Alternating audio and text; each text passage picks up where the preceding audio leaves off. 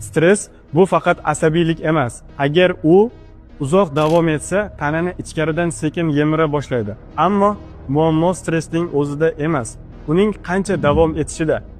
Stress paytida tanada kortizol va adrenalin ajraladi. Qisqa muddatda bu gormonlar foydali. Agar stress oylar va yillar davom etsa, kortizol doimiy darajada yuqori qoladi.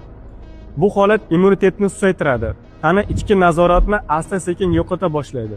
Surunkali stress oksidlovchi stressni kuchaytiradi. DNK shikastlanish xavfi oshadi. Stress saratonni va shu kabi kasalliklarni bevosita chaqirmaydi, ammo himoya mexanizmlarini zaiflashtiradi. Bu ilmiy kuzatuv. E'tibor berish kerak bo'lgan narsa yetarli uyqu, jismoniy faollik, nafas mashqlari, psixologik yordam, o'z vaqtida dam olish kabilar. Stressni boshqarish bu ruhiy qulaylik emas, bu kasallikning oldini olishdir. Stress alohida kasallik emas, ammo u ko'plab kasalliklar uchun fon yaratadi. Shu sababli uni nazorat qilish profilaktikaning bir qismi.